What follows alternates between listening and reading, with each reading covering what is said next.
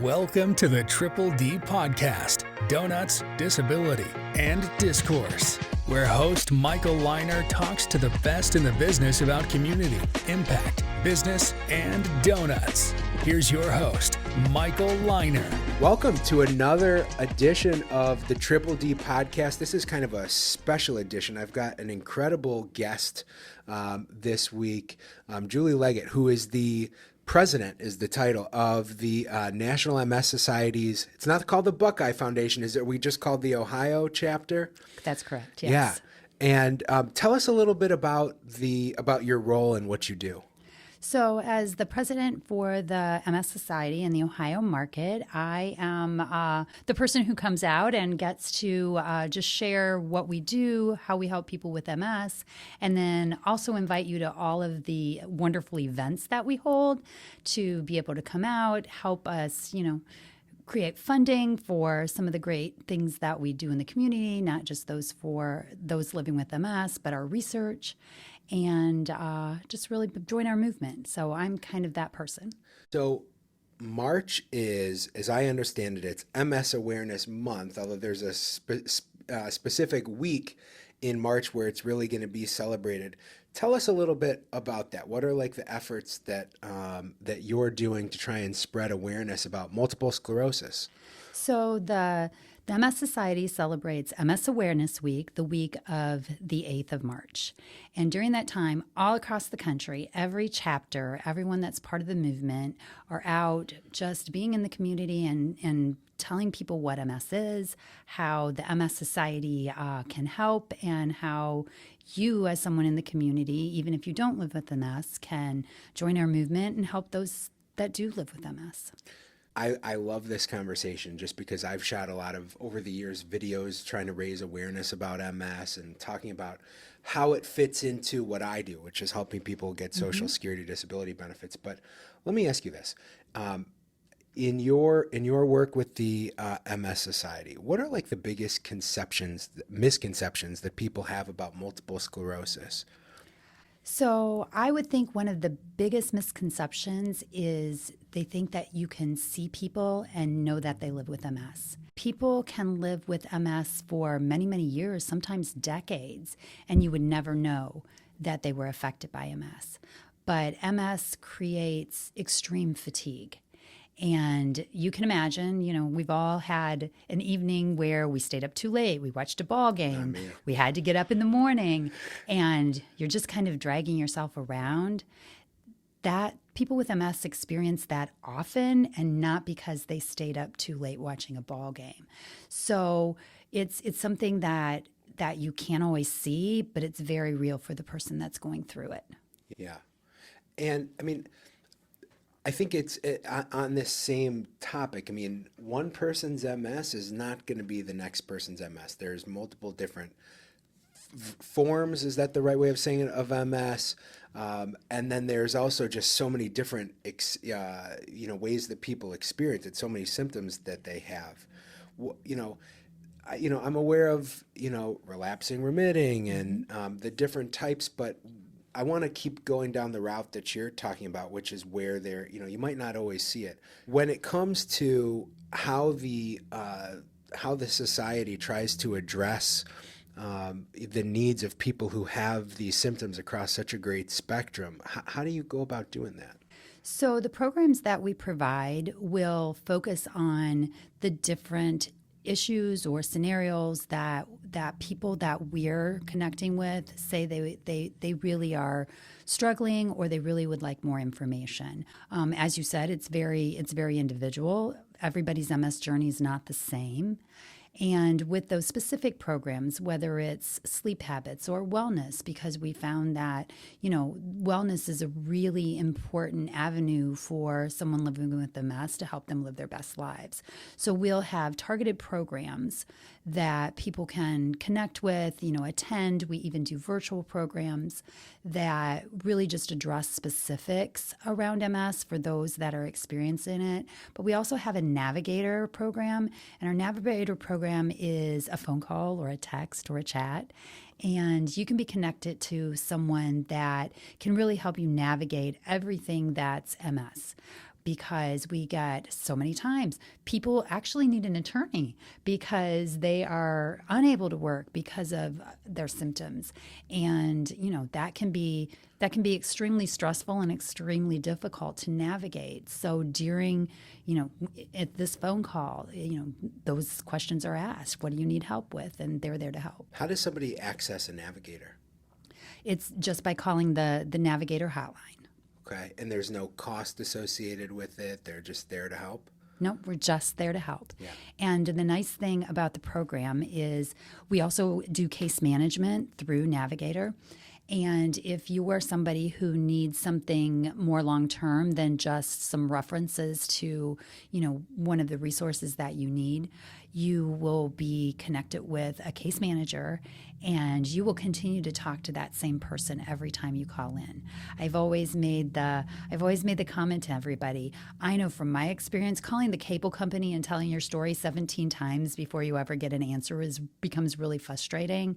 If you call a navigator, you don't have that. You will get the same person every time you call. Is there care coordination between the navigator and, for example, your doctor or your therapist or social worker?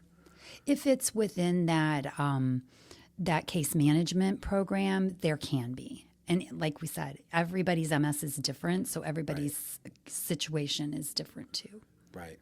And, because there's this big spectrum of needs that people have, do you ever get involved, or do the navigators ever have to help people maybe find more supportive care for their homes and things like that if they're unable to function independently? Yes, that is definitely something. I know that we have helped numerous people get mobility chairs. We've helped with getting them a ramp because they needed it.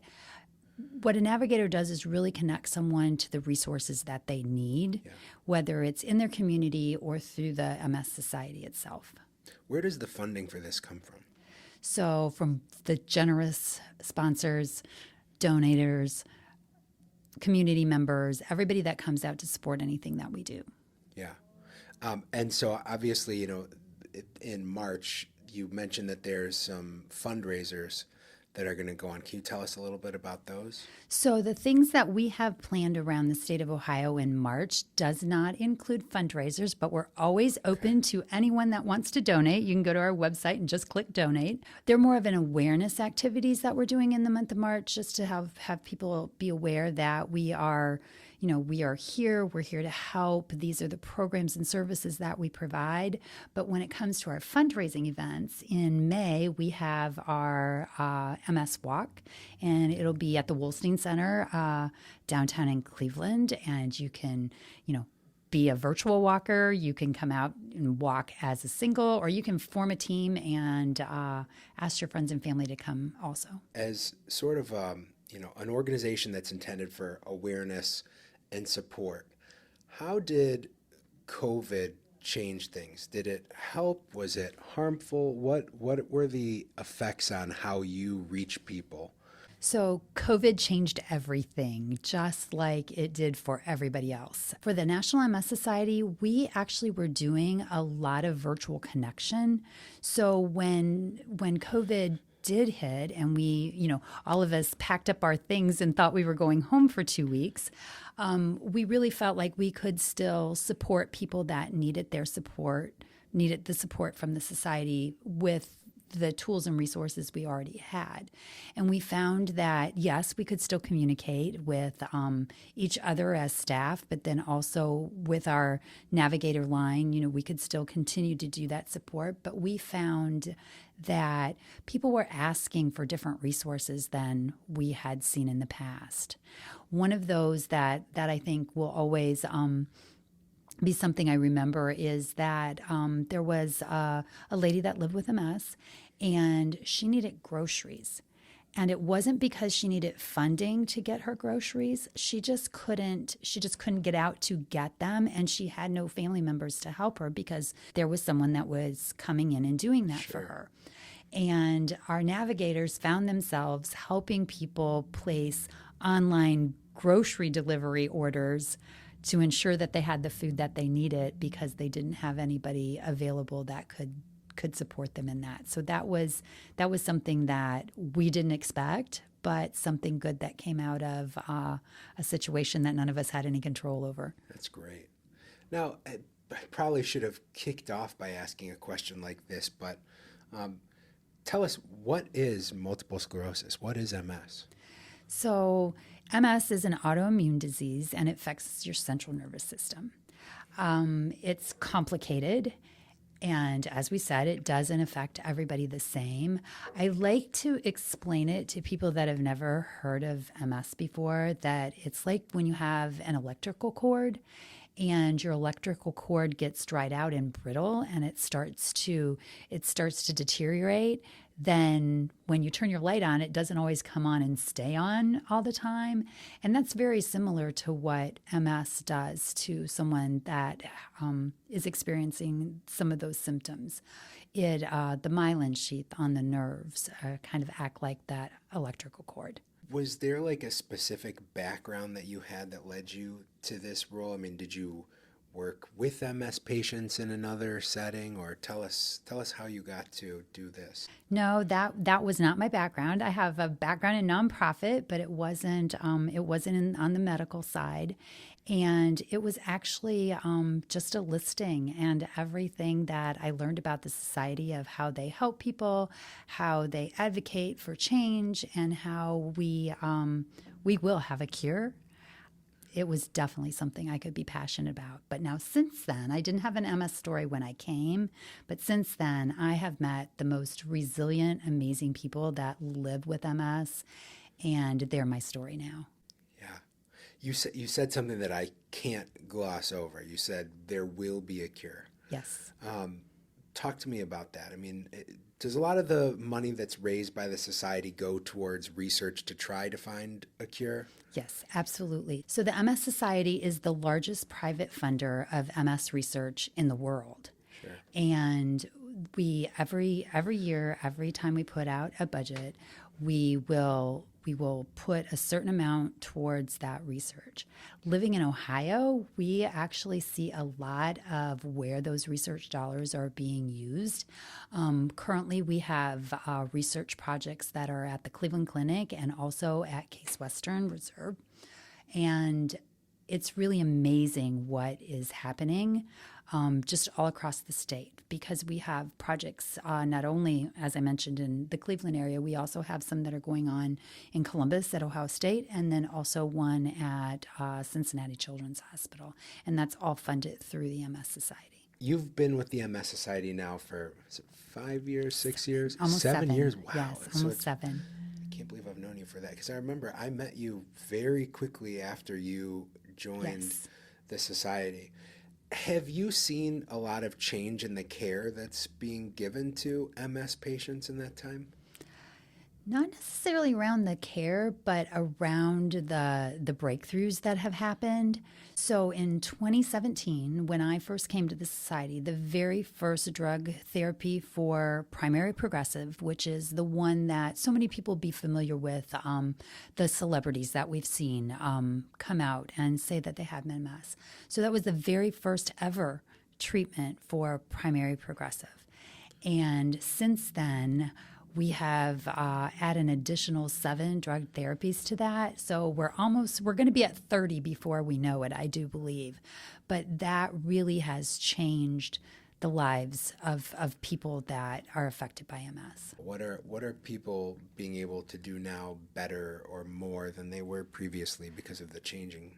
So with the new drug therapies, people that may have not been able to drive, maybe because their eyesight was affected and it really made it challenging to drive, or that their mobility would be not steady enough to be able to, go to the office every day, or to, take their kids somewhere, or even take care of their kids. And with these new drug therapies, it has changed their lives.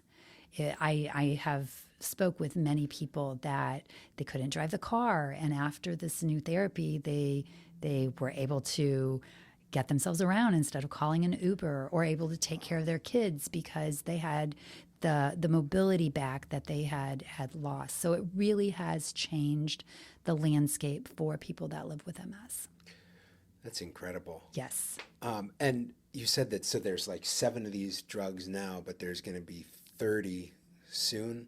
Yeah, we have more. It's around 27 that we have that some of them have been around for decades, but we've seen more progress in the future for MS, whether that's the cure or whether it's something that really will change the everyday lives of people with MS, more in the last 7 years than in the previous 70.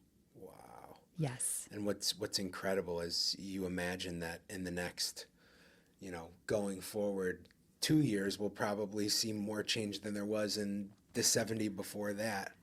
We hope so. We truly believe this could be the last chapter for MS. We are one step closer to finding a cure every day. Does awareness help get closer to a cure?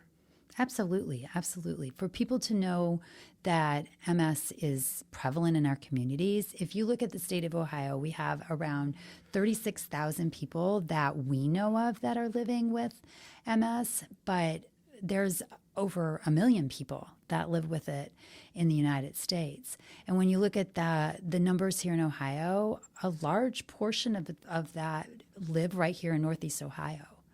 So it's people that you probably see at the grocery store or someone that, you might interact at, one of the functions that you go to, and you just don't know it. So when you start talking to people there, you will find there are more people that live with MS than you would initially think so.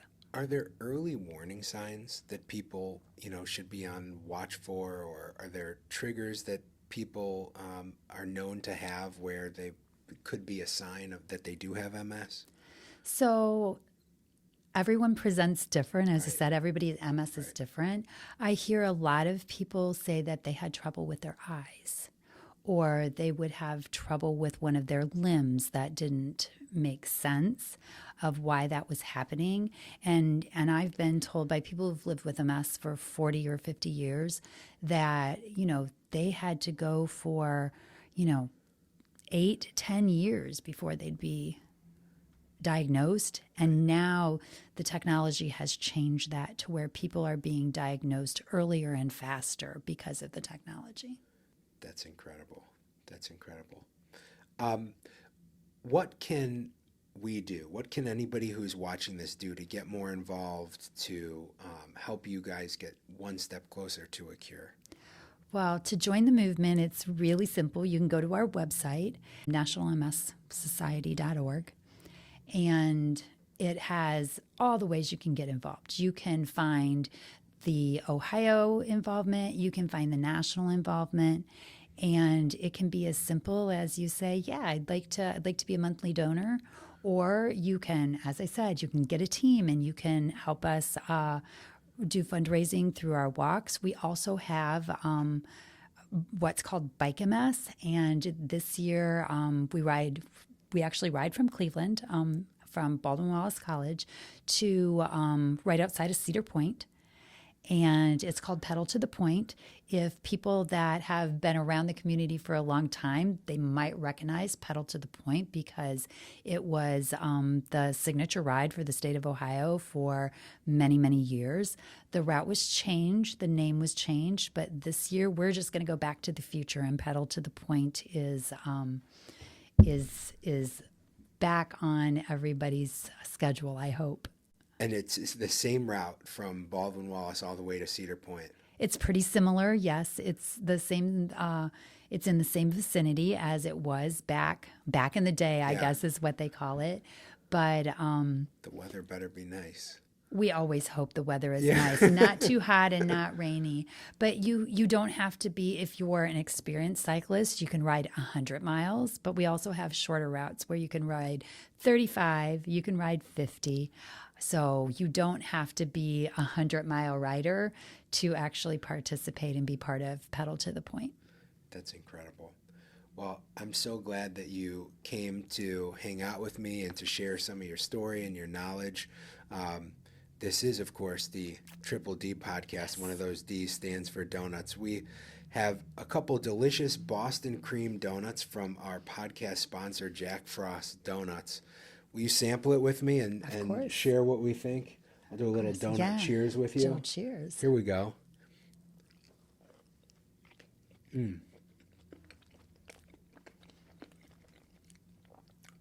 Delicious. Very good. I love how they add it right into their famous glazed donut. It's like a little bonus on top to have the chocolate and custard. Well, thank you so much again for your time, and I look forward to partnering with you going forward in the future. That sounds wonderful. Thanks for listening to the Triple D podcast, Donuts, Disability, and Discourse. Rate, subscribe, and tune in next week for more discourse and donuts.